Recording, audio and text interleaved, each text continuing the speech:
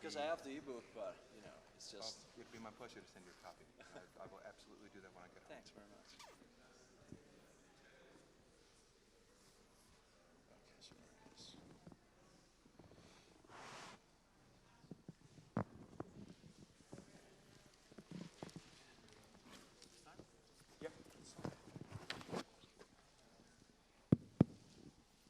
Hello, everybody. Good evening. Welcome to this panel on Aaron Swartz. It's a kind of complicated and pretty emotional topic tonight. So we try to get into this topic with Justin Peters, who is the author of this book we will discuss tonight. It's called The Idealist, Aaron Swartz and the Rise of Free Culture on the Internet. And I myself read it, of course, and I suggest you to do it too. It's a great book, and you should be reading it.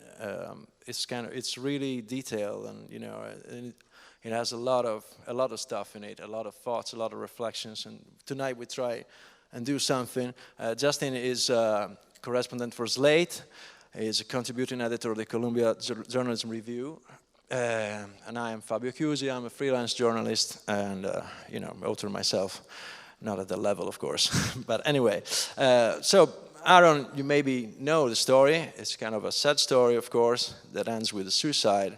Aaron committed suicide when he was 26, and he's been persecuted by the law enforcement agencies, and the FBI and everything, for basically sharing culture. That's a kind of a crime he committed, and of course he was an idealist, as the book says. He tried to make the world a better place. He wanted to actually save the world through the internet and the way in which the internet works, basically. So there is a lot of things to say, and I'd like just with one question. Since we're talking about this free culture movement that is larger than Aaron Swartz, of course, and came before him, I would like to ask Justin, and I know that in the book he goes at length at this, what are the roots of this free culture movement? And what's the significance of Aaron Swartz, contribution to its development? Right. So I'll start from the beginning, and we'll work our way forward from there. Before I get started, I think it's probably useful to define free culture and what it means and what it doesn't mean. A lot of people, I get a lot of emails from people who think they're being funny, and they say, "Well, your book's about free culture. Why does it cost $28?" And I'm like, you got me, take that, me. But like free culture, the free in free culture, it's best not to think of that in terms of like price, right? The free culture movement is not based on the notion that everything should cost $0 and that all information should be free to the purchaser. In fact, the free culture movement, and Aaron Swartz himself, very much recognized that the value of certain types of information and the value of that information being for sale. Copyright is very much a production incentive. Without being able to secure the copyright to a book or some other sort of work, a publisher would have no financial incentive to compensate the author for writing it. If I wasn't compensated for writing this book, I would not have written this book. It took me, 2.5 years out of my life. I'm not going to spend 2.5 years just writing this for fun. There's nothing fun about writing a book. It's very hard. Well, a job. Yeah, it's a job. But the free and free culture, perhaps is better thought of in terms of liberty, right? In terms of culture being unchained, right? The free culture movement, in terms of how it applies to the internet, basically believes that the internet should remove barriers to information sharing, not erect them, right? That the world in general is improved when its citizens are, it is easier for its citizens to access and share and, trade sort of information among themselves. And the notion that the world is a better place and that, the people's lives are improved when they're able to access information, easily and act on that information is actually, very an ancient sort of a notion. It dates back to movable type and the development of the Gutenberg press in 1450, if not before that, right? Basically, the initial information wants to be free. Was the Gutenberg press making it easier for people to put their thoughts down and circulate them, sort of easily, without there being without needing to write it by hand in scriptoria, right? And sort of it goes forward from there, and sort of an interesting thing about the free culture movement, so to speak, and this is something that I trace in my book.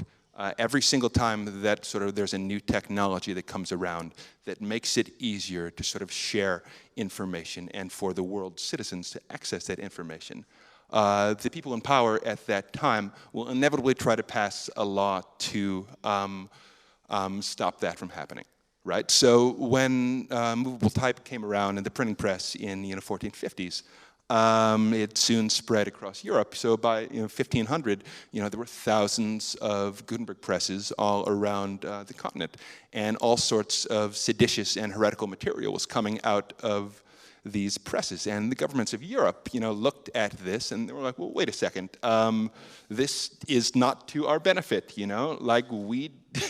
it basically imperils our hold on power if our subjects are able to sort of produce and read this scurrilous material against church and crown. So what basically happened after that was, they invented copyright. And basically, the first sort of copyright laws, or the first stabs at copyright, were very much efforts not to sort of incentivize the production of knowledge, but to limit the production of knowledge to people who were, pre-approved by the government, right? So the first English language sort of copyright movement was the Stationers' Company Charter in the 1500s that gave 97 men, 97 printers in England, right? They were the only people in the realm who were allowed to produce works of knowledge, right? They were to print things. And once they printed something, they had sort of eternal rights to produce it and print it and send it out. And they also had the right to go to other people's houses if they suspected them of breaching their copyright or having sort of illegal presses in their homes. And they could go in there and they could destroy this material, destroy these books, destroy these presses, and actually imprison the offenders. This was copyright at the time, right? It had nothing to do with incentivizing knowledge production and everything to do with limiting it. And what the book sort of does is traces this notion up to the present day. You've got more modern sort of printing presses that gradually sort of come around and then make it easier to produce inexpensive books. You've got, in the turn of the 20th century, all sorts of new cultural technologies, right? This funny one in which you tell that when recorded music came, there was one guy that actually in front of a Senate committee said this thing is gonna make voices disappear from the world because nobody will sing anymore. So you won't see kids singing around, exactly. and voice is going to disappear. And that's kind of criminalization. To be clear, this was congressional testimony. Yeah. This man was saying these ridiculous things in front of Congress as an argument against recorded music. He said, well, there will come a day where the vocal cord will disappear much like early man's vestigial tail.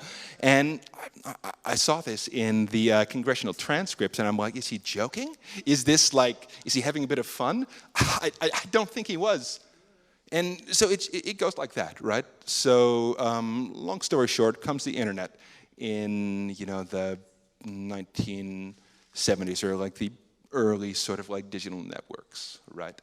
And that's where I think the book gets interesting, right? Because you start to see the development of what we know now as the digital free culture movement, right? Which is, nominally our topic tonight. And the book looks at some of the earliest, free culture advocates and the people who really took that idea to heart. And it focuses specifically on a man named Michael Hart. Michael Hart was the inventor of something called Project Gutenberg, which is still around. You may have heard of it. If not, I encourage you to look it up. It's a really sort of fascinating project. Michael Hart invented the e-book, right? He was the first person to actually devote himself he's the first person to put sort of like knowledge online in sort of like book format and distribute it to other people. This was in 1971, where there was approximately 125 people on the internet, right? And in the moment that he did this, and to be clear, when he uploaded the first ebook to the internet, everyone was like, "What the fuck is this?" You know, like people were like, "This is not what the internet is for. It's not for books." I believe it was actually the Declaration of Independence that he uploaded. He spent the next 40 years of his life doing that. He devoted his life to this entire sort of like notion that the internet could serve as like a vast digital library, you know, and that there needed to be, you know, certain people to act as the librarians, right, to produce this knowledge, to sort of put these books sort of online, and to make sure that they were accessible for free. And you actually managed to upload 37,000 books you wrote, I think. Yeah, 37,000 throughout his life. Exactly. No, I mean, for a long time he was working by himself. You know, by the time the World Wide Web came along in the 1990s, he started getting more people working with him. And by upload, this is important to note, it wasn't as if he was scanning these pages with a digital scanner. He was manually typing these books in, you know, with his fingers, on a keyboard. And there's this very sad part in the book and in Michael Hart's life where it's 1996 and he sends out this email to all of the Project Gutenberg contributors. He's like, "We have 250 texts online right now. What a marvelous day. No one ever thought this day was going to come, and it's all because of you." And this library, modest though it may be, is a testament to the way that a small group of dedicated people can work to try to change the world, you know, even if it's only as small a change as putting books online for free, you know? And he's like, "I look forward to the day, and this day will come soon, where we've got thousands of texts, and I know it's going to happen because, you know, we've got robust contributors here and a robust public domain." And that exact same year, Congress started working on passing a law to expand, you know, copyrights another sort of 20 years. So the pool of works that Michael Hart was, you know, drawing from shrank drastically because the people in Congress, you know, who were considering these new laws to sort of expand copyright terms, had no idea that Project Gutenberg existed, or projects like it.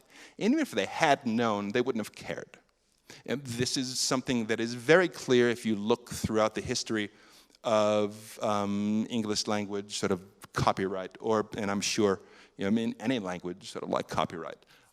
It is skewed entirely in favor of the people who own that material or who might be able to sort of profit from extended sort of terms, right? There's this sort of notion, information wants to be free, right? We've all heard that term. You know, we hear it so much that it often seems meaningless. It's just a thing that people say. It was first said by this guy named Stuart Brand in 1984 at the inaugural Hackers Conference in California. But what not as many people know is he immediately followed up that statement, "Information wants to be free," with the phrase, "but it also wants to be expensive," right? And that's sort of the conflict. Whenever there's people who take Brand's aphorism to heart and saying, "Yes, of course, information wants to be free, and I'm going to be one of the people who, you know, tries to set it free so the world itself can be more free." There are always more people on the other side who are like, "Well, if you set that information free, then my salary declines, you know? Then I won't be able to profit by it." And those people have always had the ear of Congress. And when this law passed and I'll wrap this up like quickly. When the law passed in 1998, it was called the Copyright Term Extension Act of 1998. They called it the Sonny Bono Act because the Congressman Sonny Bono from Sonny and Cher, the song "I Got You, Babe," he was a huge sort of like copyright advocate. He believed that copyright should be forever. And then he died skiing. He skied into a tree. And his widow took his seat in Congress and started basically going around to his colleagues and saying, let's pass this for Sonny. Pass this for Sonny and also for the Walt Disney Corporation, because the copyright on Mickey Mouse is about to expire. And they don't want the world like to have it. They want to continue, charging $200 to go to their theme parks. Right? So as soon as this sort of Copyright Term Extension Act passed, a guy named Lawrence Lessig filed suit against it, right? And he started this case, started working its way through the American judiciary system to sort of challenge the Copyright Term Extension Act. And in 2002, it finally made it to the Supreme Court. And all of the sort of free culture fans in America, came to Washington to sort of show their support for Lessig and for this case. Like, they believed like this was going to be their moment, where finally sort of the case for information wants to be free would be made to sort of a serious governmental body. And a bunch of these people decided to camp out on the steps of the Supreme Court the night before oral arguments. And one of them was Aaron Swartz. And this is where he comes back into the book. He was 14 or 15 years old at that point. He had gone there by himself. He wasn't in high school anymore. He had left school early. I should go back a little bit and say a little about that. So Swartz was born in 1986, as you said, right? And sort of very early in his life, he started showing himself to be a very curious kid, almost a prodigy. You talk to his parents and his family, and they're just full of stories about the sort of interesting and sort of atypical things that he did when he was a child, right? He had this one school project where they needed to sort of build some sort of machine, and I'm sure the teacher was thinking they would like build like a lever that like you put a rock on it and like it goes up, He built an ATM, right? he was like 10 years old. He built an ATM. In 8th grade, when he was 12 or 13, he entered this youth web design contest where you were supposed to, come up with a website that could, a nonprofit website that would basically make the world a better place. He entered a website called the Info Network, which was basically Wikipedia about 6 months before Wikipedia existed. The funniest thing about that, he took second place in the contest. I don't know if the guy who took first place feels bad. I would if I was him. But anyway, like, he was this very sort of like curious like kid, and his curiosity was really sort of encouraged online, right? He was enmeshed in a lot of digital communities, and he was really sort of involved in the RSS community. Like, early on, he was involved in Tim Berners-Lee's early efforts to build what's known as the semantic web, and from his bedroom at his parents' house north of Chicago in Illinois, he was interacting with all these people at a very young age and making substantive contributions to like their efforts. And he'd do this in like the early mornings and evenings, because during the day he was at school, where he was learning basic algebra, right? And he hated it. And he hated it. He hated it. Absolutely hated it. He hated it, and like for a while, like he thought, okay, well, this system sucks, like, I'm going to try to improve it. So he would schedule these meetings with the principal of his school, and he would try to tell the principal, look, here's why the school is, like, poorly organized. Here are some ways you can make it better. Here are some articles that I Xeroxed for you that you might want to read. And the principal would look at this like very small like boy, like giving him these articles on education reform and be like, okay, thank you, young man. Now back to social Learning studies things class. by Yeah, exactly. And eventually Aaron realized that his efforts were for naught, that a student within this system could not change the system, right? That like this system, organized schooling, was designed to make its students conform to it, not the other way around. And we all have that moment, I would assume, when we're in school, we're like, this sucks, I hate school, school is a prison, And then like gradually what we do is like, but we're stuck with it for the next 4 years. What Swartz did, and he did this throughout his life, he was like, this system sucks. Like, school is a prison. I don't want to be here. And then he left. He actually found a way to say, this is not, helping my development. I'm going to leave school. So he left school at age 14. He took some classes at a local college for the next 4 years. But basically, he found his education on the internet. And this is where his sort of like lifelong adamance that free information online was such a sort of like wonderful thing, I think, began, because his education from there on was largely self-directed, right? And it was the way that he was able to sort of access useful material, back in these relatively early days of the World Wide Web, where everyone and their brother wasn't trying to start like a website and get $1 million in Series A financing, It was still a place where, you could, there were plenty of opportunities for educational serendipity, and he took advantage of like all of those. Now the synonym of Facebook or social media. Yeah, exactly. Yeah, no, yeah, now. Yeah, no. Because if Aaron Swartz, if there was an Aaron Swartz right now who's like leaving school and is like, Mom and Dad, I will instruct myself using the internet. Their parents would be like, what internet? There is no internet anymore. There's Facebook and Twitter and a bunch of walled gardens. Exactly. And that I think is also part of the story, and an important part of the story. I think there's also an intellectual battle going on here, all around, all over the pages of the book. It's an intellectual battle between the old world, the analog world, and the new digital world.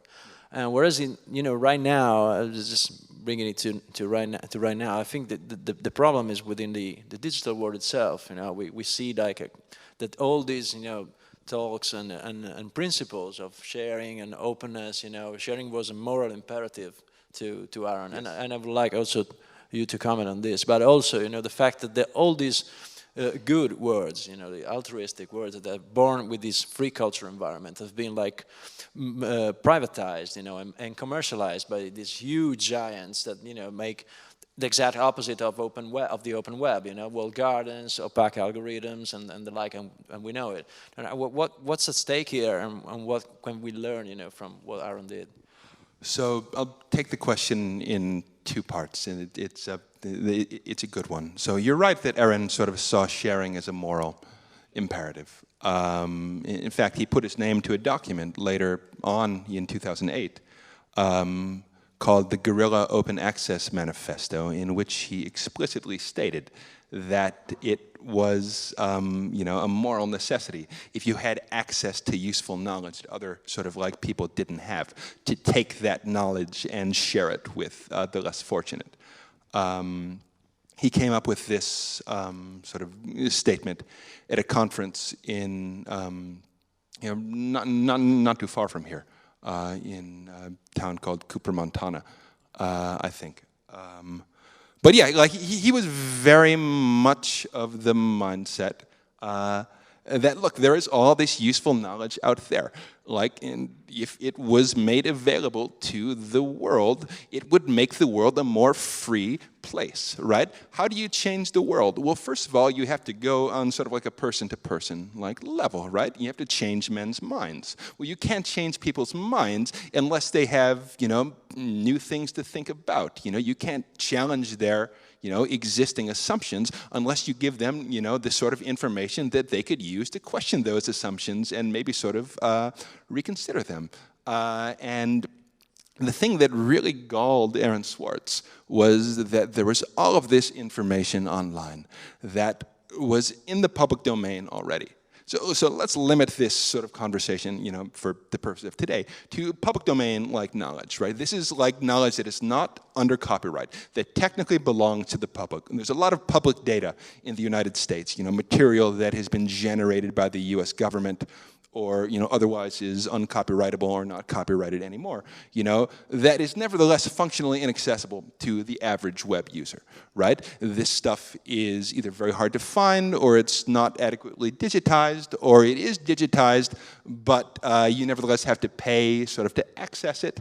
And Aaron's like, well, wait. It's the same in Italy. Yeah, well, it's the same everywhere, I'm sure, right? And Aaron's like, well, this is unconscionable.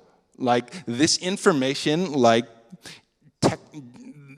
it belongs to the public. The public should be able to access it without undue sort of interference from systems or governments.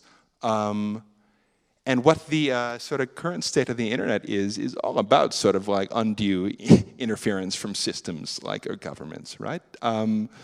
It's sort of interesting how gigantic multi-billion-dollar corporations have co-opted the word sharing, right? Or the word free, right?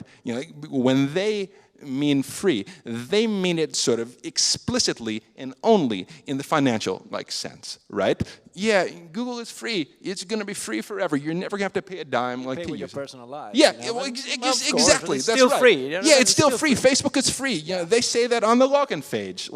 Always free, always will be. What they mean by that is not Facebook will make you more free, or Google will make you more free. What they mean is it is free because that, is something that we as businessmen have determined is the best way to capture market share and send our sort of market cap skyrocketing. I think sometimes this issue gets oversimplified, and Google and these gigantic companies are often painted as nothing but villains, and I think it's a little bit more complicated than that, because certainly you can use these tools to do good things, and there is great merit in being able to find information, more, easily, or, connect with people who are all on sort of one gigantic service. But it's worth always, always, always bearing in mind, that if a company that says, they want to sort of change the world. Google's motto, right? Its unofficial motto, don't be evil, right? It is hard for me to accept that a company with an approximately $45 billion market cap can be anything but evil at its core, right? That much sort of accumulated wealth and accumulated power. That is the sort of shit that Aaron Swartz and every the real free culture movement is fighting against. You will never not do bad things with all of that money behind you. You will never not. And that's why it took such an anti-business stance. That's so stronger and stronger when growing. Yeah, so. And it's interesting. Aaron Swartz developed this anti-business stance not as an outsider, but he began as an insider.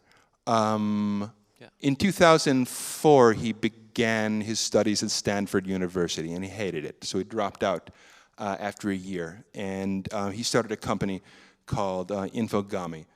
With the help of the famous sort of investor, Paul Graham. Infogami failed. It didn't go well. And he went to Paul Graham, and he's like, this company isn't going well. What do I do? Should I quit? And Paul Graham was like, no, you should merge with this other company that also isn't going well, under this sort of thought that maybe each other could help each other's problems. So the company he merged with was Reddit. Went better. Yeah, exactly. So Aaron worked on Reddit for about a year with the two other founders, Steve Huffman and Alexis Ohanian. And in November of 2006, the website was purchased by the publisher Condé Nast for somewhere between $10 and $20 million. And his co-founders were thrilled. They were like, we're rich. We're 23 years old and we're fucking rich, you know? And they like went out to celebrate. They're like, we made it. Like, our lives are complete now. And it just made Aaron like sad. Like, there's this passage that I excerpt from his blog in the book where he writes about going out, like, it was on Halloween, you know, a big sort of like party night in the United States when the deal like went through. And him and his partners all sort of like went out to celebrate, and they were in costumes and like getting drinks and, you know, just like behaving like you or I would behave if we had just like become millionaires like overnight. And Swartz spent this entire evening just in great sort of introspection, getting more and more disgusted with himself, with his colleagues, with the general sort of like sentiment like the night. And he writes like, I didn't want to be there. I didn't want to know these people. I didn't want to know anything about them. I went home. I watched a TV show about a serial killer. I found myself sympathizing with the lead character. That was the effect that money had on him. And then the next month, they all moved out to California to work at Condé Nast. And Aaron hated it from day one. Literally, day one. His first day in the office, he spent his lunch break crying in the bathroom because he couldn't stand being a cog in this sort of like bigger wheel, right? So much like with like high school, like his impulse was to sort of flee from this terrible situation. So he stopped coming to the office. He would work from home when he worked at all. He took a week and a half trip to Europe to attend a conference, didn't tell anybody where he was going. His colleagues only discovered that he was out of the country when his photo as a conference attendee appeared on the homepage of Wired News. Finally, his colleagues were like, what are you doing? Like, you are the worst colleague ever. You have to go. Just go. And he went home and he wrote a blog post in which a character named Aaron contemplates suicide and ends up killing himself in the story. And the story was all about this Aaron character feeling desperate and feeling like there's no way out, and gradually tries to starve himself to death, and all about the act of ending his own life. And it was just a story, and he ended up chiding the people who had taken it for like a cry for help, which, how could you not, take that as a cry for help? His colleagues certainly thought it was real. They sent the police to his apartment to break down his door to make sure he was still alive. And he was, but it's very hard to come back to sort of a normal sort of business relationship after something like that. So that was the end of Aaron Swartz's involvement in Silicon Valley. This was early 2007. And for the rest of his life, I think he was motivated by sort of like the feeling that I've been inside the machine. And it came this close to grinding me up. So I'm not going to come close to it again. I'm not going to risk compromise, again, taking what I believe to be a moral imperative. Sharing knowledge on the internet is something that I believe on. And I'm not going to sort of morph that into a buzzword or sort of a statement in an annual report, something to, attract, money or advertisers. So he spent the rest of his life really sort of working on projects that, in his view, were sort of unadulterated, attempts to actually try to make knowledge free on the internet. I think part of the problem is the fact that the words are being co-opted by the business models, the huge giants, and the problem is that most of us didn't do what Aaron did.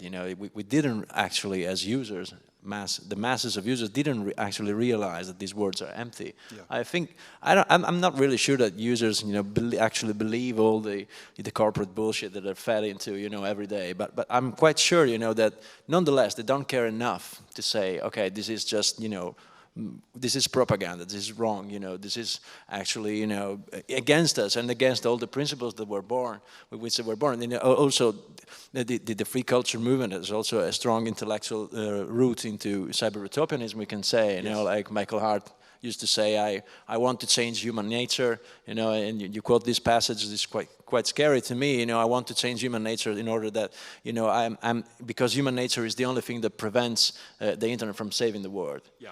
Which is kind of, you know, wow, I have to become the internet, you know, and it's kind of scary to me. But the thing is that the rest of the population, that didn't even try. And why is that? You know, why did we accept all these, you know, this business twist, this propaganda twist to these words that are really meaningful, you know? Well, I think it's partially because the average internet user doesn't understand that, you know, her actions online have political implications, you know? Does not understand that, you know, the simple act of like viewing like a YouTube video and sharing that is itself a small but nevertheless a very real sort of political act, you know? It's participating in, you know, culture in a very small way. And I think this all goes back to the notion of, you know, information wants to be free versus information wants to be expensive. And the notion of the public domain, which was so beloved, you know, by Aaron. And I talk about this a lot in the book. You know, the public domain, you know, we can think of it as just sort of like what happens when a book falls out of copyright, then it belongs to the public domain, but it's more than that. It's an implication, right? The existence of the public domain implies that the public has an inalienable stake in works of culture or scholarship, even works that they did not themselves create. You know, like a story means nothing unless it's told or retold. And in the retelling, new meaning sort of attaches to the original tale, right? So, you know, by viewing sort of like a YouTube video and leaving a comment like on the bottom, even if it's as something as, oh, music used to be better, right?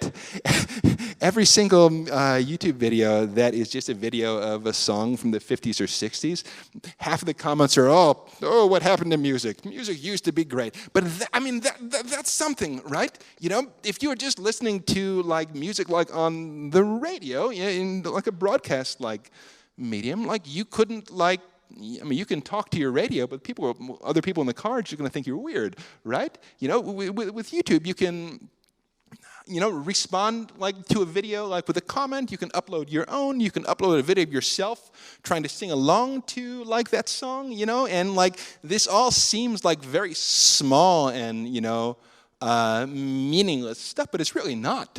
You know, like it's the start of something that could eventually like be big, you know, and I think that's why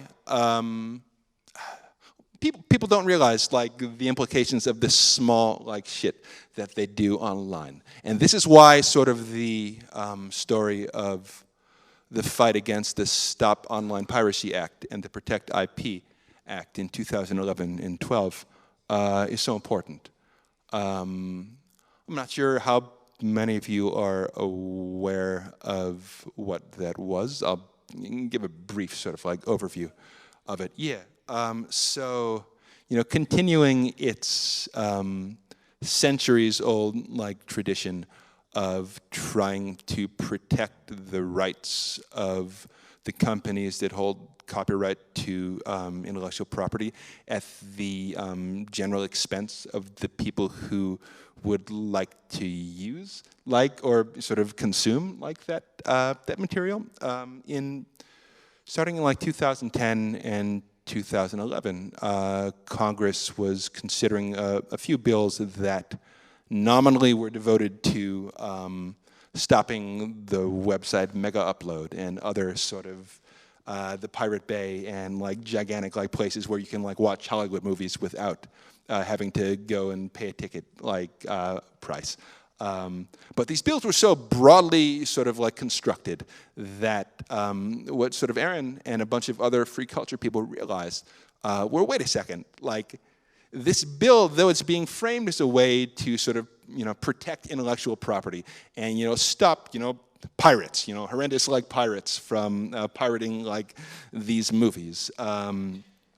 What it actually is, it's a license for the government to, you know, take down any sort of piece of like content that they might even suspect of having violated some sort of copyright or some sort of like legal norm, right? It was a sort of law that it wasn't just applicable to Batman versus Superman, right? But it could be like used to stop you or I from filming that video of ourselves, singing along to like this Superman like theme song and posting that like online. That like it could be used like it was basically a law that made the owners of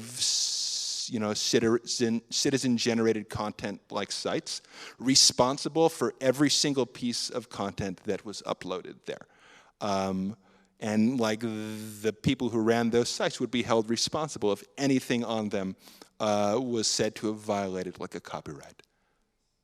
Now, if that law would have passed, we all know what would have happened. Those sites would have shut down, right? Blogger, would have shut down. WordPress would have shut down. All the smaller sites we'd never heard of would have like shut down because like they wouldn't have wanted to bear the liability, potential liability of, or the expense of making sure that every single like thing being posted is copyright. It conforms to copyright. It was a horrible bills that would have had a real chilling effect on free speech online, right? And what Swartz and a bunch of other people did, and Aaron was not the most central person to this effort. I don't want you to get the sense that he was, but since he's the focus of our discussion today, we'll just talk about what he did, right? They started trying to galvanize public opposition to these bills, right? So they built these web tools where people could contact their congressmen and sort of voice their opposition to these bills. They got a bunch of big websites together to go dark on, I think they called it Internet Freedom Day or something. It was sometime in... the Internet blackout. Yeah, the Internet blackout. Yeah, in January, I did it myself with my blog. I mean, listen, a lot of people did it. It wasn't like Wikipedia went dark, Reddit went dark, a bunch of places sort of went dark, but a bunch of smaller blogs went dark. Sopa Strike. Yeah, the Sopa Strike, exactly. Strike, yeah. So what happened that day was, a bunch of people woke up and were like, oh, let's check Wikipedia. And they couldn't access Wikipedia. All they got was a black page that says, you can't access this today because we're protesting SOPA. If you want to sort of guard against this being the new normal for the internet, contact your congressman. So they're like, well, all right, Wikipedia is weird. I'll go over to Reddit, and Reddit was the same way. And they're like, all right, well, I guess I'll go to Fabio's blog. And Fabio's blog was closed. And after Fabio's blog was closed, people were like, fuck this.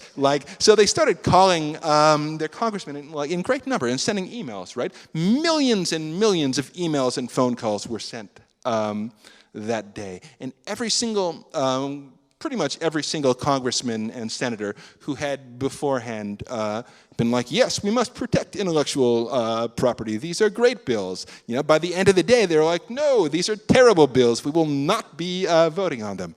And that was maybe the first time that I can think of that there was sort of a broad effort to get the casual internet user to think hard about the political implications of... One of the few, I think. Yeah, one of the few. It still is. Yeah. And the ACTA, we had something like this, but we did the treaty, international treaty, but I can't recall many more. Yeah, I mean, it's that leads to the question, of what is of this online activism right now, because there is a lot of, bad laws going on. I think I personally covered surveillance online for quite a while.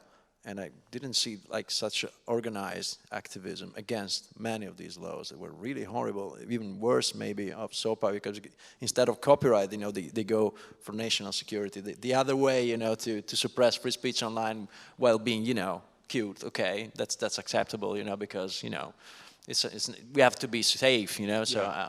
And that, it maybe leads to a question also of why is that, and maybe we lack figures like Aaron, or we lack, or we just said, okay, the internet is okay right now, and maybe what's more important is to be safe. I think actually part of it is we relied too much on figures like Aaron, that we allowed them to serve as our conscience, for us. And I have a problem with the word hero. At least if it's applied like to like people. I don't like having heroes. You know, you call someone like Aaron sort of like a hero.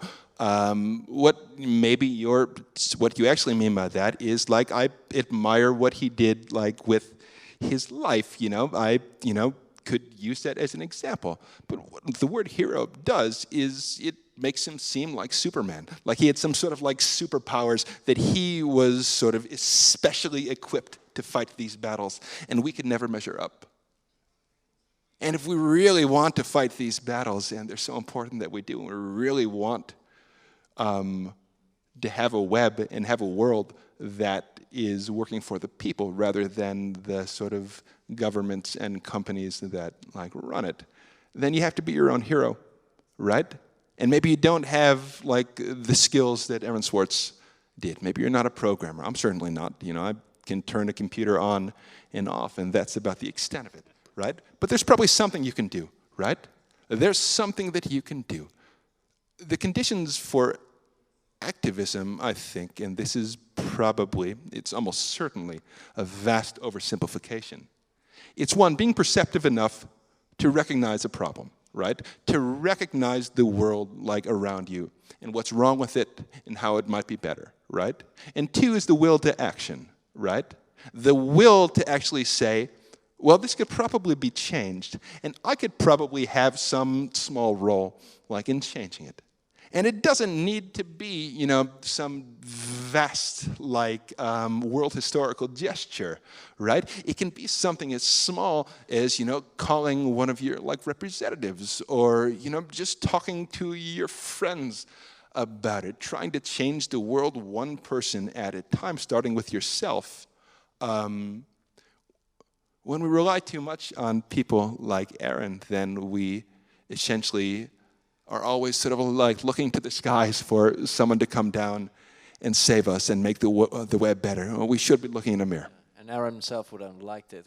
No. He's the opposite. He's complete opposite. He said, you know, to every one of us, each and every one of us, like, go and do something. You can do it. You know, you can change yourself. You can challenge the system. You can think with your own mind. You know, you can fight and win battles, even if it's tough. You know, there's no determinism, there's no technological determinism, there is no way that in which the system, you know, can fuck you and you cannot do anything. You know, that there's no way, there's no necessity there.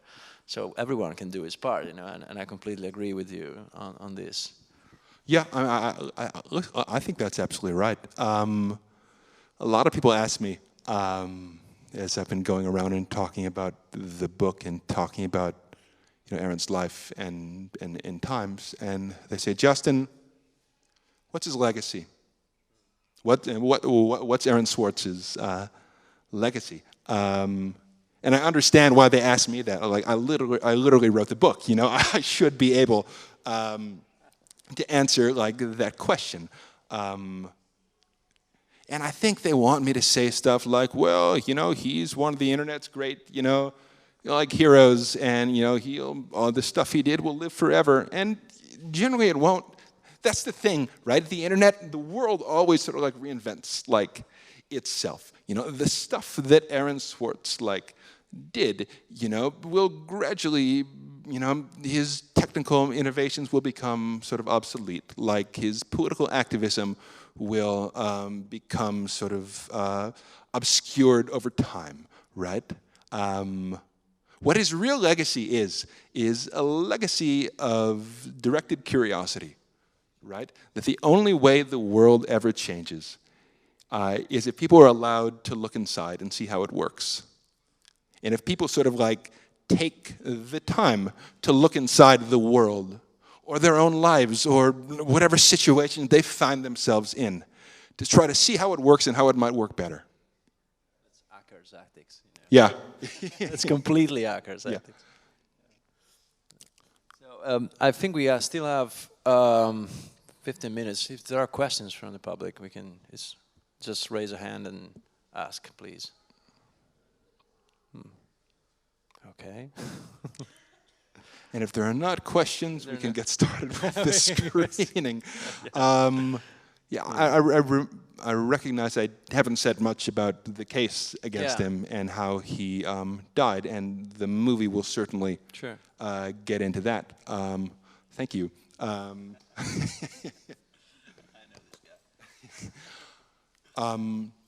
But yeah, briefly, sort of the case against him, right? So after Aaron sort of left Reddit and started sort of working on all these mass downloading like projects, like he got very sort of interested in downloading mass data sets, right? He downloaded this big database of United States federal court records, downloaded a bunch of law review sort of articles, right? Eventually he was started downloading academic articles from this database called JSTOR. And he did it in a sort of grand fashion where he ended up downloading 4.7 million of these articles without explicitly asking permission to do so. And he did that so at the Massachusetts Institute of Technology using their computers and computing resources when he was not sort of explicitly authorized to be there. So they sort of caught him and they arrested him initially for breaking and entering. The case moved over to federal court. They charged him with 4 felonies of computer crime under this terrible law called the Computer Fraud and Abuse Act that if he was given the maximum sentence on every charge would have brought him 35 years in prison and $1 million in fines. A year later, as the case is dragging on, the prosecutors refiled the case and expanded the charges from 4 to 13, from a maximum sentence of 35 years in prison to 95, and over $3 million in fines. The law under which he was charged is this horrible, bad, completely broad law that makes it easy, that encourages prosecutors to conflate the sort of cybercrime that everyone should be opposed to, like stealing credit cards or trying to launch nuclear weapons remotely from with something like downloading from JSTOR. Yeah, exactly. Yeah, we're downloading shit from JSTOR. That's crazy. It is crazy. And in January 2013, approximately 7 years exactly after he wrote that story about Aaron, the character Aaron killing himself, he actually did. He killed himself, he hanged himself on January 11th, 2013. About 3 months before his case was scheduled to go to trial. 2 days before he died, the prosecutor in his case had told Aaron's lawyers in no uncertain terms that there would not be a settlement. And if they went to trial and the government won, they would ask that Aaron serve 7 years, minimum. Yeah, minimum 7 years in a federal prison. And even when he got out, there would have been restrictions on his computer usage and his internet usage. He would have been branded a felon for the rest of his life. I mean, it's hard to say why anyone ever sort of chooses to kill themselves, but I think it's safe to say that if he hadn't been, I'll say, victimized by an overzealous prosecution for 2 years, that he wouldn't have been put in a position where he would have considered killing himself, that he would probably still be alive. And that's the thing that gets me. Even after reading this book, it was so unnecessary. It was so unnecessary. Nobody said anything, even at the MIT. No. They never tried to stop the prosecution, never. I was talking with Philip DeSalvo the other day, who did this really interesting sort of look at how newspapers across the world sort of covered Aaron's story, both before he died and after he died. And like what his analysis found is there's almost nothing in the media about the case against him until he killed himself, right? There is almost nothing in any sort of like newspaper in Italy, in Great Britain, in the United States. And then when he died, it was framed as, genius, troubled genius like kills himself. And there was a few articles, and then there was nothing. And then the documentary came out in 2014, and there was a little bit, and then there was nothing. And then my book came out in January, and there was nothing. The world is over this story. The media is generally over this story. It's up to the rest of us to remember it.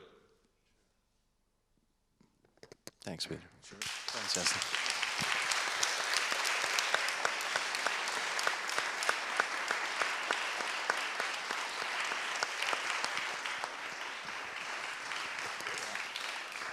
Thanks. Thank you.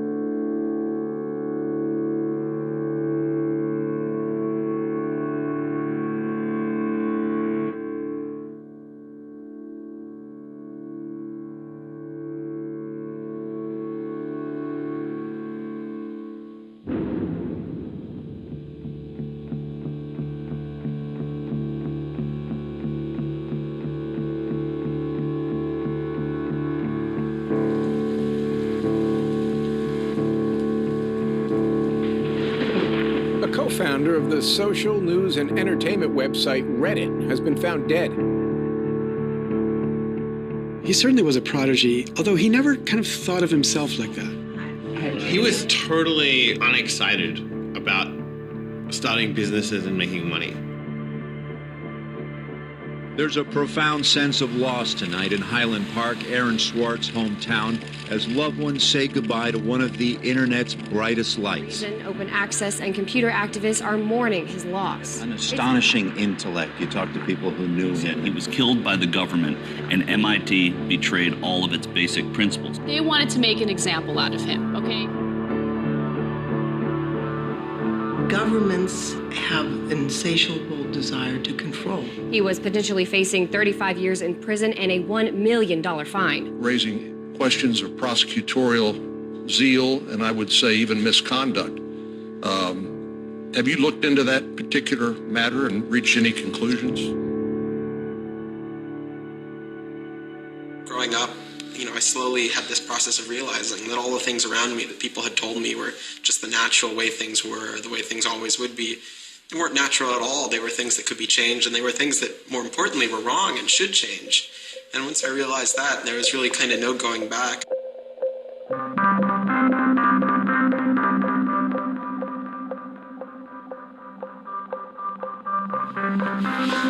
Welcome to Story Reading Time. The name of the book is Paddington at the Fair. Well, he was born in Highland Park and grew up here. Aaron came from a family of 3 brothers, all extraordinarily bright.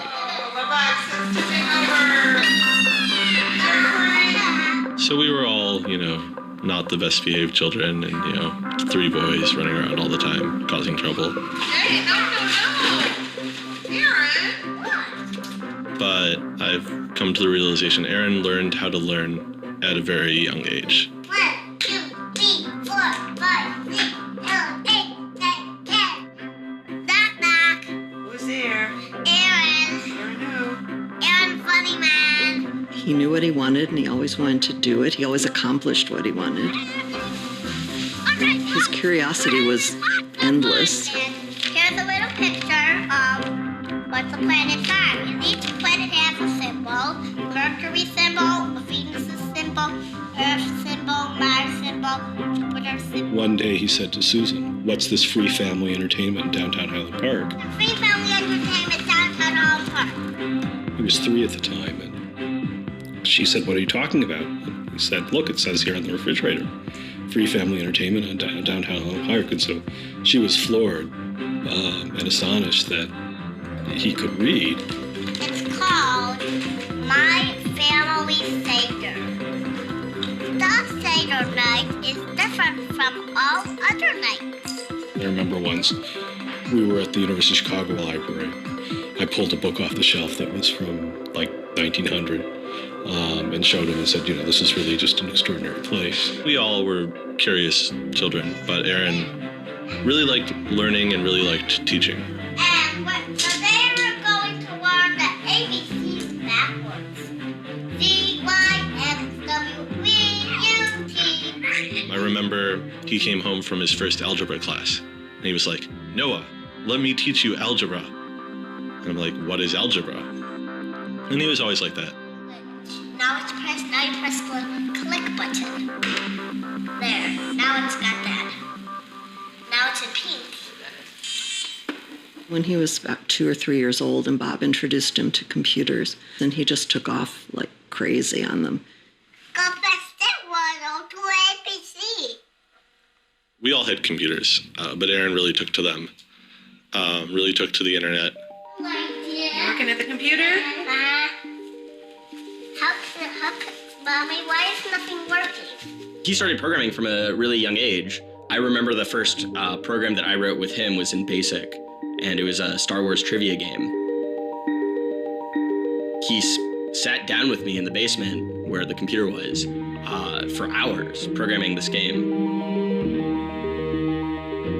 The problem that I kept having with him is there was nothing that I wanted done. And to him, there was always something to do, always something that programming could solve. The way Aaron always saw it is that programming is magic, right? You can accomplish these things that normal humans can't. Aaron made an ATM using like a Macintosh and like a cardboard box. One year for Halloween, I didn't know what I wanted to be, and he thought it'd be really, really cool if I dressed up like his new favorite computer, which at the time was the original iMac. I mean, he hated dressing up for Halloween, but he loved convincing other people to dress up as things that he wanted to see.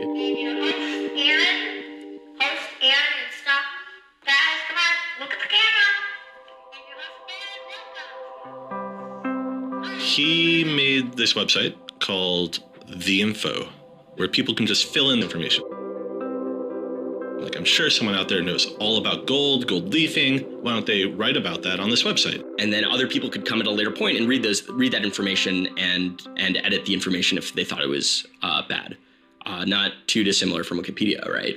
And this was before Wikipedia had begun, and this was developed by a 12-year-old in his room by himself, running on, this tiny server using ancient technology. And one of the teachers responds like, "This is a terrible idea. You can't just let anyone author author the encyclopedia. The whole reason we have scholars is to write these books for us. How could you ever have such a terrible idea?" Me and my other brother would be like, "Oh, yeah, Wikipedia is cool, but we had that in our house 5 years ago." Aaron's website, theinfo.org, wins a school competition hosted by the Cambridge-based web design firm Ars Digita. We all went to Cambridge for when he won the Ars Digita Prize. And, we had no clue what Aaron was doing. It was obvious that the prize was really important. Aaron soon became involved with online programming communities, then in the process of shaping a new tool for the web. He comes up to me, it's like, "Ben, there's this really awesome thing that I'm working on. You need to hear about it." I'm like, "Yeah, what is it?" He says, "It's this thing called RSS. And he explains to me what RSS is. I'm like, why is that useful, Aaron? Is any site using it? Why would I want to use it? There was this mailing list for people who were working on RSS and XML more generally. And there was a person on it named Aaron Swartz who was combative but very smart and who had lots of good ideas. And he didn't ever come to the face-to-face meetings. And they said, when are you going to come out to one of these face-to-face meetings? And he said, I don't think my mom would let me. I'm 14, I just turned 14. And so their first reaction was, this colleague we've been working with all year was 13 years old while we were working with him, and he's only 14 now. And their second reaction was, Christ, we really want to meet him. That's extraordinary. He was part of the committee that drafted RSS. What he was doing was to help build the plumbing for modern hypertext. And the piece that he was working on, RSS, was a tool that you can use to get summaries of things that are going on in other web pages. Most commonly, you would use this for a blog. You might have 10 or 20 people's blogs you want to read, use their RSS feeds, these summaries of what's going on those other pages, to create a unified list of all the stuff that's going on. Aaron was really young, but he understood the technology and he saw that it was imperfect and looked for ways to help make it better.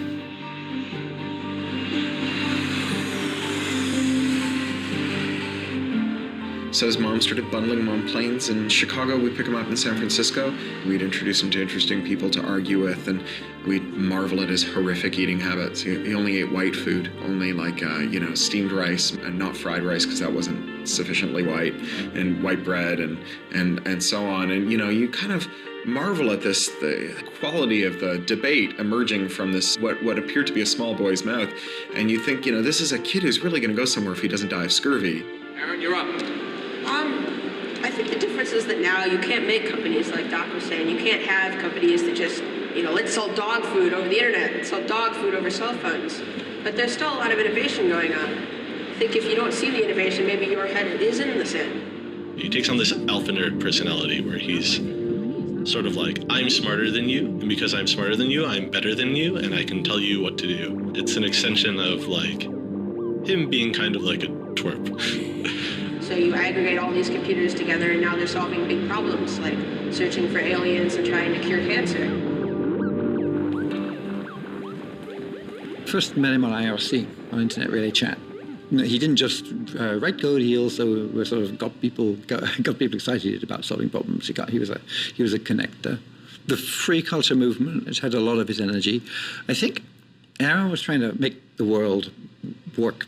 He was trying to fix it. He had a very kind of strong personality that definitely ruffled feathers at times. It wasn't necessarily the case that he was always comfortable in the world and the world wasn't always comfortable with him. Aaron got into high school and was really just sick of school. He didn't like it. He didn't like any of the classes that were being taught. He didn't like the teachers. Aaron really knew how to get information. He was like, I don't need to go to this teacher to learn how to do geometry. I can just read the geometry book, and I don't need to go to the teacher to learn their version of American history. I have 3 historical compilations here. I could just read them, and I'm not interested in that. I'm interested in the web. I was very frustrated with school. I thought, the teachers didn't know what they were talking about, and they were very domineering and controlling, and the homework was kind of a sham, and it was just all a way to pin students together and force them to do busy work. And, I started reading books about the history of education and how this educational system was developed, and alternatives to it in ways that people could actually learn things as opposed to just regurgitating facts their teachers told them. And that kind of led me down this path of questioning things. Once I questioned the school I was in, I questioned the society that built the school, I questioned the businesses that the schools were training people for, and I questioned the government that, set up this whole structure. One of the things he was most passionate about was copyright, especially in those early days. Copyright has always been something of a burden on the publishing industry and on readers, but it wasn't an excessive burden. It was a reasonable institution to have in place to make sure that people got paid. What Aaron's generation experienced was the collision between this antique copyright system and this amazing new thing we were trying to build, the internet and the web. These things collided, and what we got was chaos. He then met Harvard law professor Lawrence Lessig, who was then challenging copyright law in the Supreme Court. a young Aaron Swartz flew to Washington to listen to the Supreme Court hearings. I am Aaron Swartz, and I'm here to listen to see the Eldred argument. Why did you fly out here from Chicago and come all this way to see the Eldred argument? That's a more difficult question. See the Eldred. Because I don't know. It's very exciting to see the Supreme Court, especially such a prestigious case as this one.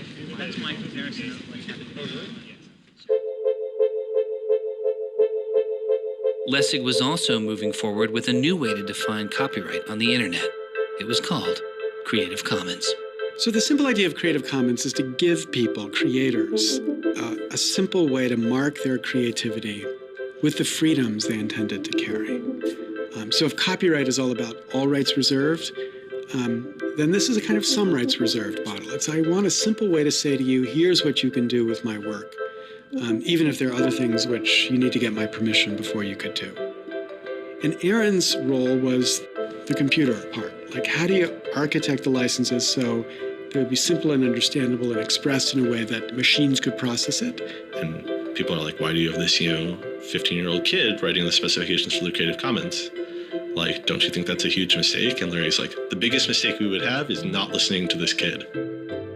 He barely is not even tall enough to get over the podium. And it wasn't these movable podiums, so it was this embarrassing thing where once he put his screen up, nobody could see his face. When you come to our website here, and you go to choose license, it gives you this list of options, it explains what it means, and you fill out 3 simple questions. Do you want to require attribution? Do you want to allow commercial uses of your work? Do you want to allow modifications of your work?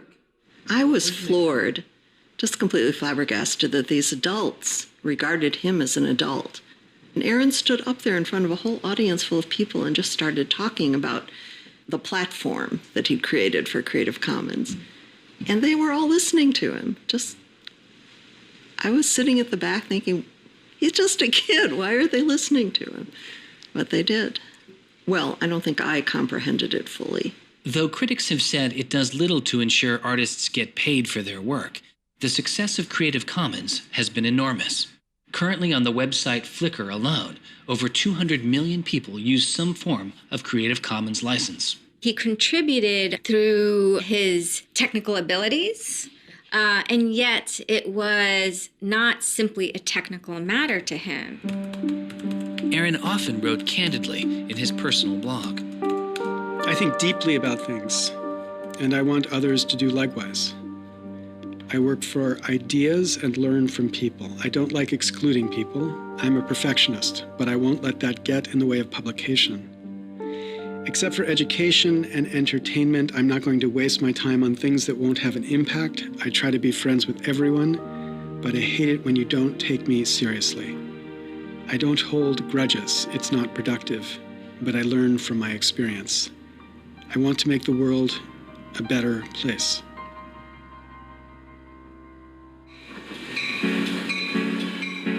In 2004, Swartz leaves Highland Park and enrolls in Stanford University.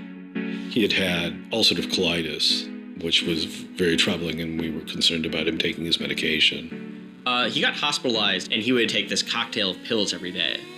And one of those pills was a steroid, which stunted his growth and made him feel different from many of the other students. Aaron, I think, shows up at Stanford ready to do scholarship and finds himself in effectively a babysitting program for overachieving high schoolers who, in 4 years, are meant to become, captains of industry and one percenters. And I think it just made him bananas. In 2005, after only 1 year of college, Swartz was offered a spot at a new startup incubation firm called Y Combinator, led by Paul Graham. And he's like, hey, I have this idea for a website. And Paul Graham likes him enough and says, yeah, sure. So Aaron drops out of school, moves to this apartment. So this used to be Aaron's apartment when he moved here. I have vague memories of my father telling me how difficult it was to get a lease because Aaron had no credit and he dropped out of college. Aaron lived in what's now the living room, and some of the posters are left over from when Aaron lived here. And then the library. There are more books, but a lot of them are Aaron's. Aaron's Y Combinator site was called Infogami, a tool to build websites. But Infogami struggles to find users, and Swartz eventually merges his company with another Y Combinator project in need of help. It was a project headed by Steve Huffman and Alexis Ohanian, called Reddit. There we were, starting from almost nothing. No users, no money, no code, and growing day by day into a hugely popular website. And it showed no signs of letting up. First we had 1,000 users, then 10,000, then 20,000, and on and on. It was just incredible. Reddit becomes huge, and it's a real sort of geeky corner of the internet.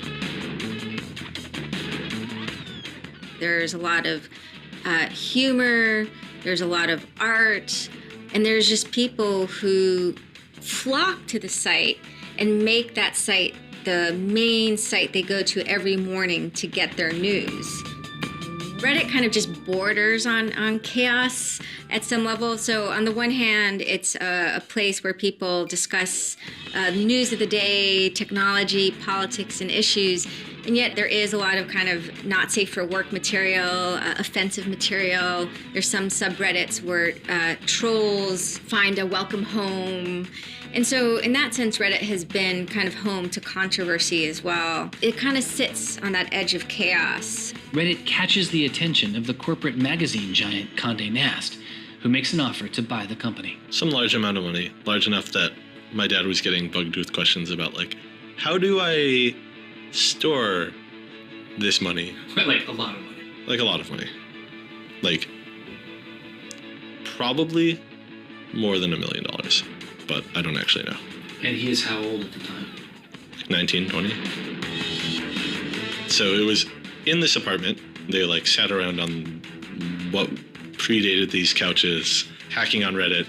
And when they sold Reddit, they threw a giant party and then all flew out to California the next day and left the keys with me.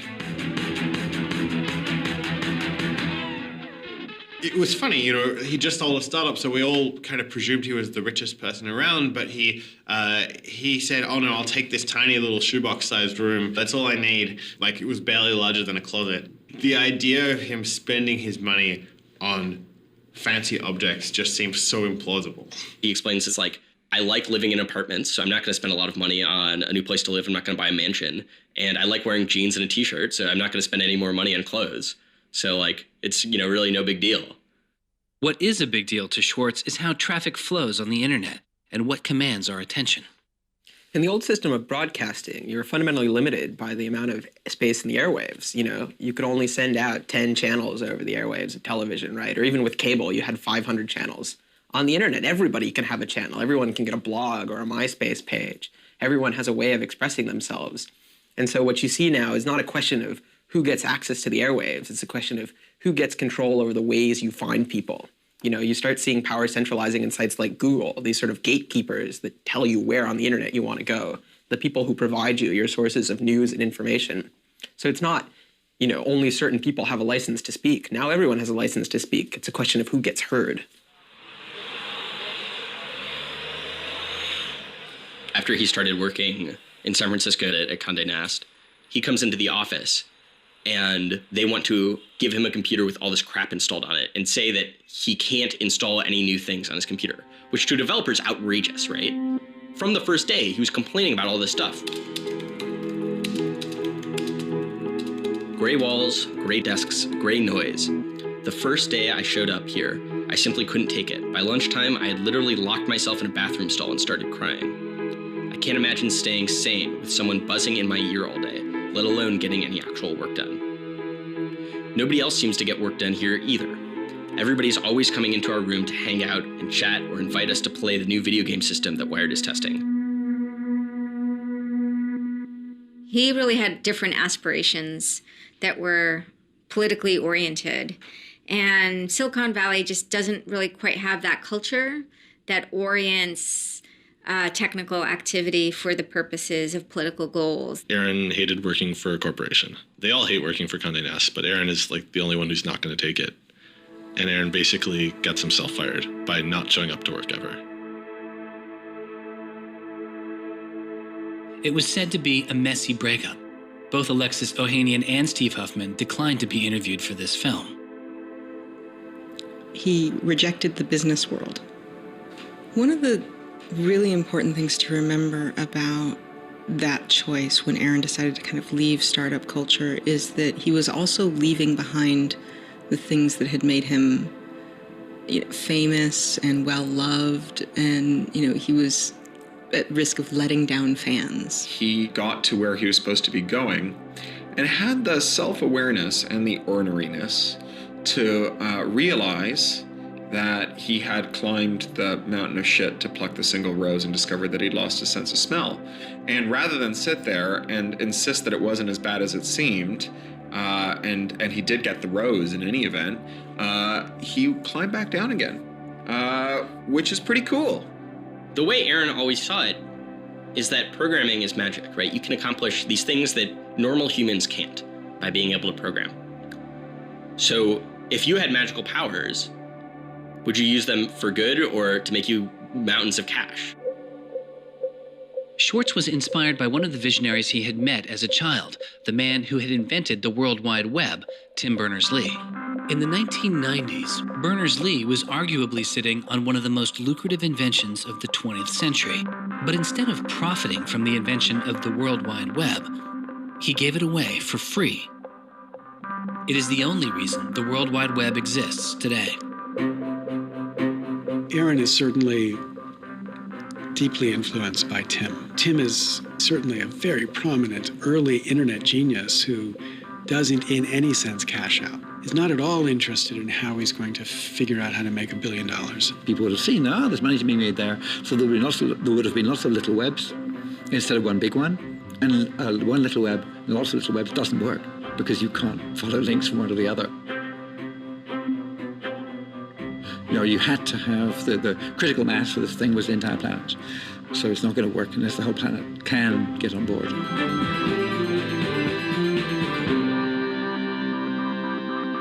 I mean, I feel very strongly that it's not enough to just live in the world as it is, to just kind of take what you're given and, follow the things that adults told you to do and that, your parents told you to do and that society tells you to do.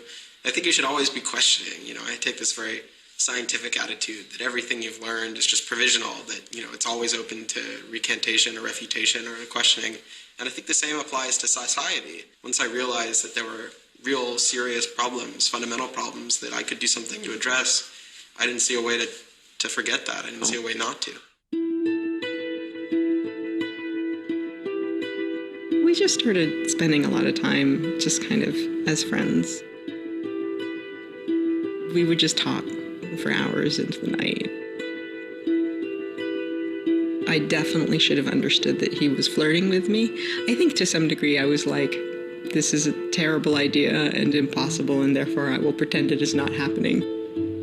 As my marriage was breaking down and I was really stuck without anywhere to go, we became roommates and brought my daughter over.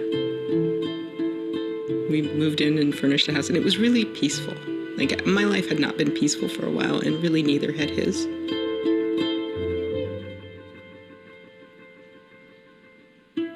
We were extremely close from the beginning of our romantic relationship. We were in constant contact. But we're both really difficult people to deal with. In a very Alan McBeal discussion, he confessed he had a theme song, and I made him play it for me. It was Extraordinary Machine by Fiona Apple. I think it was just that sense of kind of being a little bit embattled that the song has. And it also had like this hopefulness to it. By foot it's a slow climb, but I'm good at being uncomfortable, so I can't stop changing all the time. Because in many ways, Aaron was tremendously optimistic about life. Even when he didn't feel it, he could be tremendously optimistic about life. Extraordinary machine.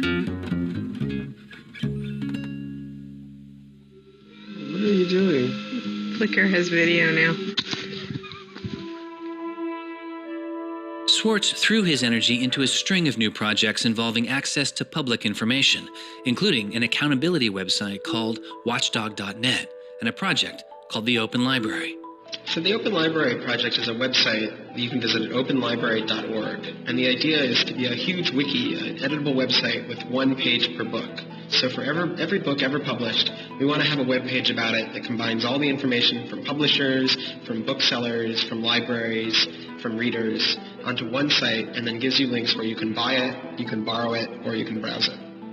I love libraries. I'm the kind of person who goes to a new city and immediately seeks out the library. So that's the dream of Open Library, is building this website where both you can leap from book to book, from person to author, from subject to idea, go through this vast tree of knowledge that's been embedded and lost in big physical libraries that's hard to find, that's not very well accessible online, is really important because books are a cultural legacy. Books are the place people go to write things down, and to have all that swallowed up by one corporation is kind of scary.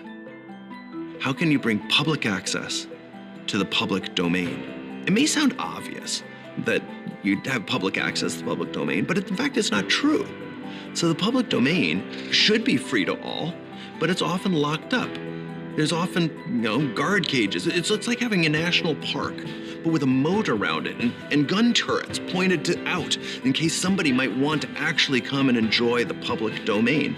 One of the things Aaron was particularly interested in is bringing public access to the public domain.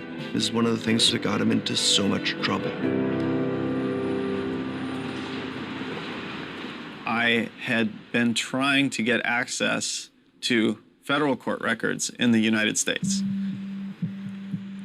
What I discovered was a puzzling system called PACER, which stands for Public Access to Court Electronic Records. I started Googling, and that's when I ran across Carl Malamud. Access to legal materials in the United States is a $10 billion per year business. PACER is just this incredible abomination of government service. It's 10 cents a page. It's this most brain-dead code you've ever seen. You can't search it. You can't bookmark anything. You got to have a credit card. And these are public records. It's U.S. district courts are very important. It's where a lot of our seminal litigation starts. Civil rights cases, patent cases, all sorts of stuff. And journalists and students and citizens and lawyers all need access to PACER, and it fights them every step of the way. People without means can't see the law as readily as people that have that gold American Express card. It's a poll tax on access to justice. The law is the operating system of our democracy, and you have to pay to see it. That's not much of a democracy. They make about $120 million a year on the PACER system, and it doesn't cost anything near that, according to their own records. In fact, it's illegal. The E-Government Act of 2002 states that the courts may charge only to the extent necessary in order to reimburse the costs of running PACER.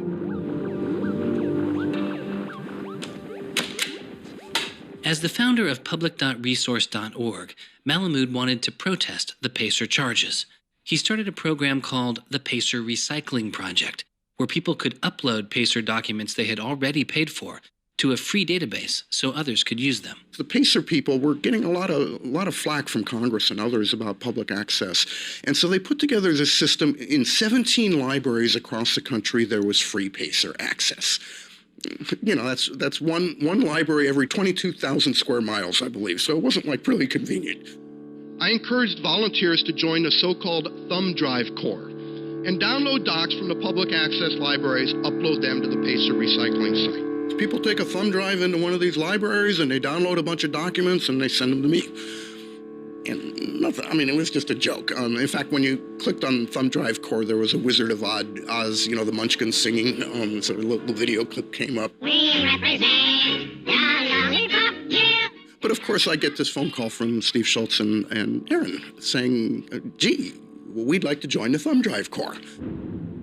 Around that time, I ran into Aaron at a conference. This is something that really has to be a collaboration between a lot of different people. So I approached him and I said, hey, I'm thinking about an intervention on the PACER problem.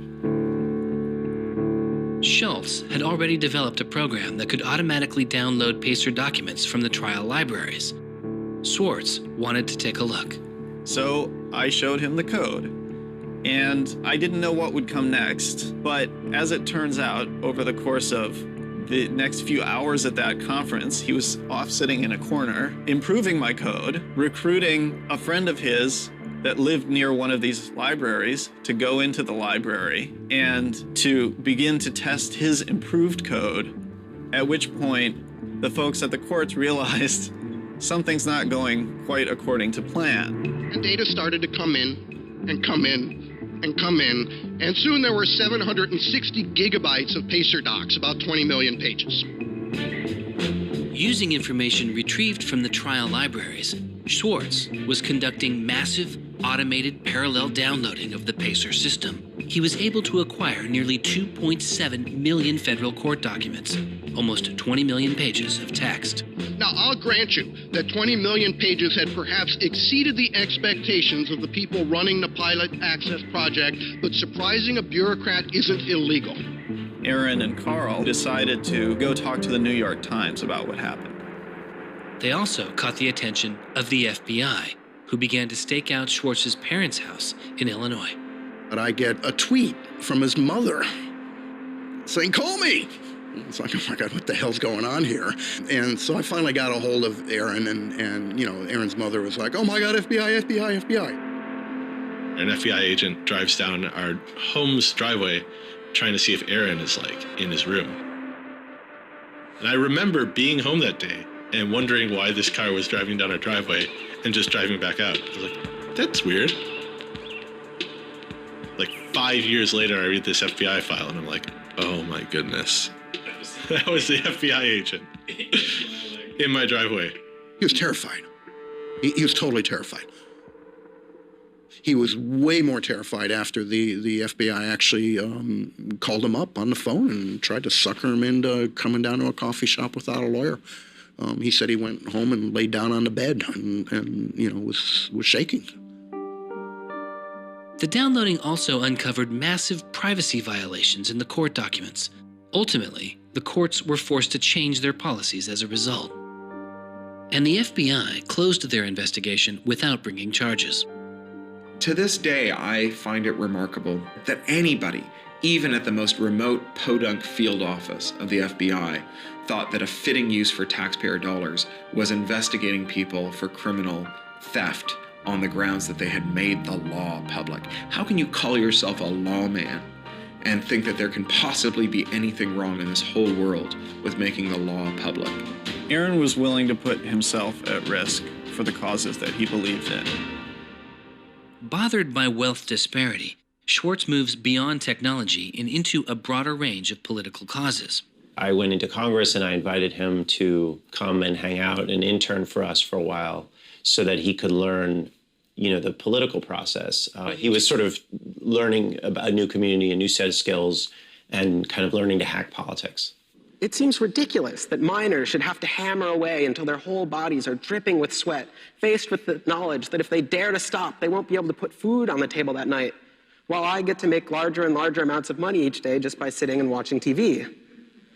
But apparently the world is ridiculous.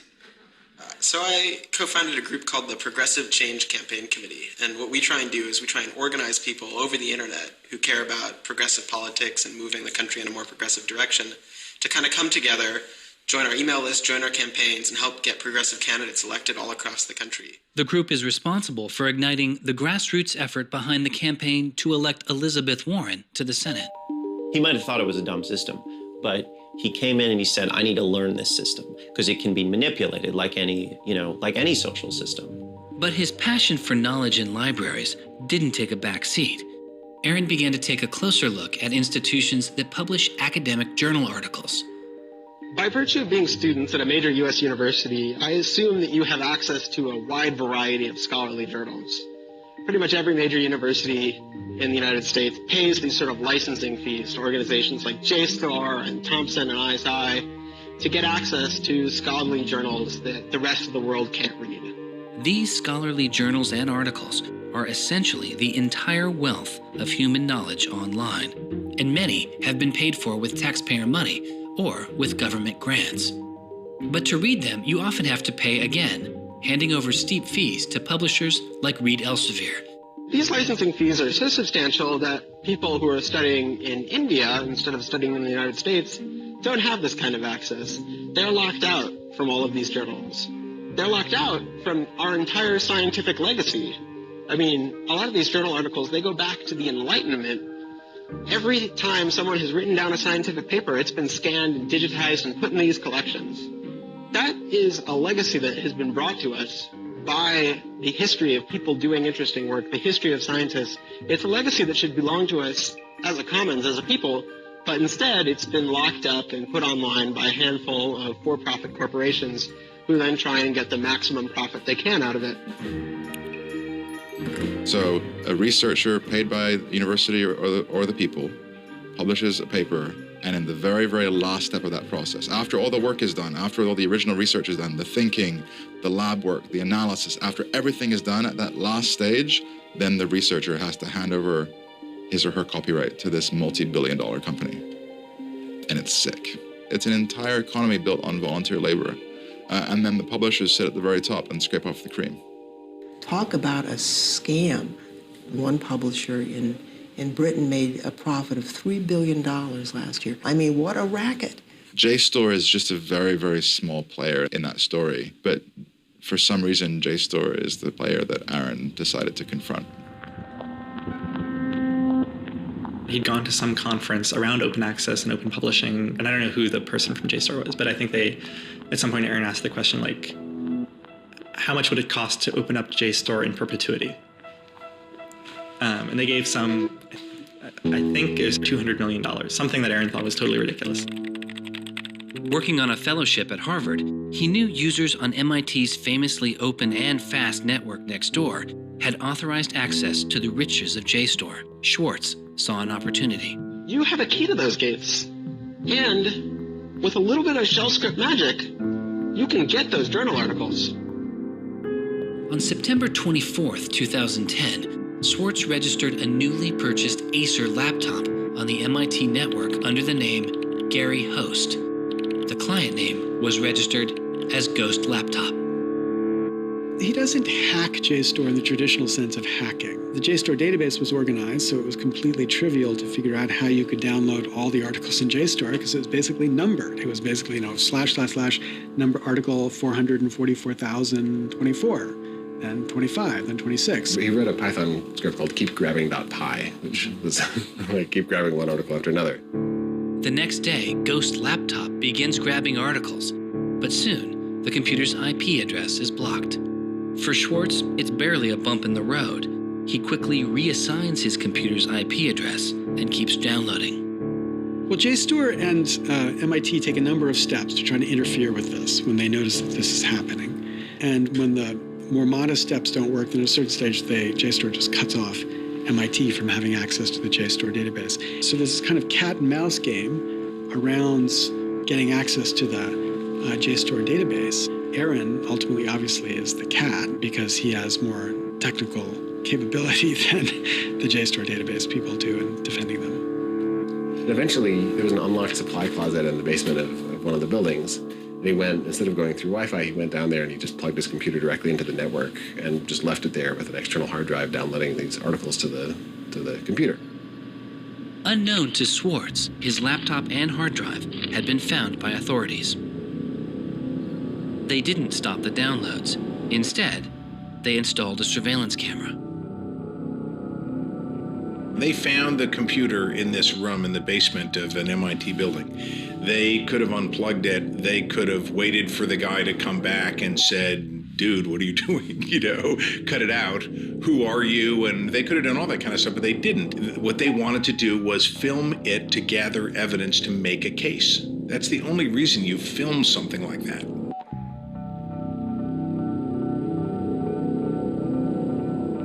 At first, the only person caught on the glitchy surveillance camera was using the closet as a place to store bottles and cans.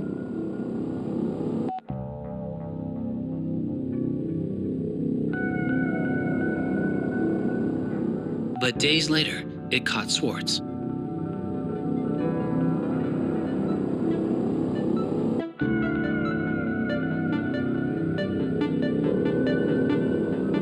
Swartz is replacing a hard drive.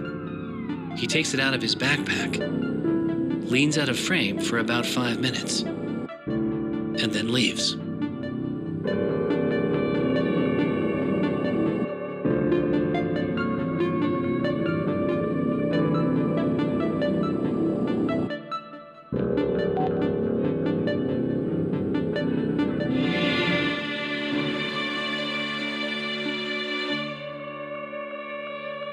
And then they organized a stakeout where, as he was biking home from MIT, these cops came out from either side of the road or something like that and started going after him. He describes that he was pressed down and assaulted by the police. He tells me that it's unclear that they were police that were after him. He thought that someone was trying to attack him. He does tell me they beat him up. I was just devastated. The notion of any kind of criminal prosecution of anyone in our family or anything was so foreign and incomprehensible, I didn't know what to do. Well, they execute search warrants at Aaron's house, his apartment in Cambridge, and his office at Harvard. 2 days before the arrest, the investigation had gone beyond JSTOR and the local Cambridge police. It had been taken over by the United States Secret Service. The Secret Service began investigating computer and credit card fraud in 1984, but 6 weeks after the attack on 9/11, their role expanded. President Bush used the Patriot Act to establish a network of what they called electronic crimes task forces. The bill before me takes account of the new realities and dangers posed by modern terrorists. According to the Secret Service, they are primarily engaged in activity with economic impact, organized criminal groups, or use of schemes involving new technology. The Secret Service turned Swartz's case over to the Boston U.S. Attorney's Office. There was a guy in the U.S. Attorney's Office who had the title head of the Computer Crimes Division or Task Force. I don't know what else he had going, but you're certainly not much of a computer crimes prosecutor without a computer crime to prosecute. So he jumped on it, kept it for himself, didn't assign it to someone else within the office or the unit, and that's Steve Hyman. Prosecutor Stephen Hyman has been largely out of public view since the arrest of Aaron Swartz, but he can be seen here in an episode of the television show American Greed, filmed around the time of Aaron's arrest. He is describing his previous case against the notorious hacker Alberto Gonzalez, a case that garnered Hyman enormous press attention and accolades. Gonzalez masterminded the theft of over 100 million credit card and ATM numbers, the largest such fraud in history. Here, Hyman, describing Gonzalez, gives his view on the hacker mindset. These guys are driven by a lot of the same things that we're driven by. They have an ego, they like challenge, and of course they like money and everything you can get from money. One of the suspects implicated in the Gonzalez case was a young hacker named Jonathan James. Believing Gonzalez's crimes would be pinned on him, James committed suicide during the investigation. In an early press release describing the government's position in the case of Aaron Swartz, Hyman's boss, U.S. Attorney for the District of Massachusetts Carmen Ortiz, said this: "Stealing is stealing, whether you use a computer command or a crowbar, and whether you take documents, data, or dollars." It's not true. It's obviously not true. I'm not saying it's harmless, and I'm not saying that we shouldn't criminalize stealing of information, but you've got to be much more subtle in trying to figure out exactly which kinds of harms are harmful here. So the thing about a crowbar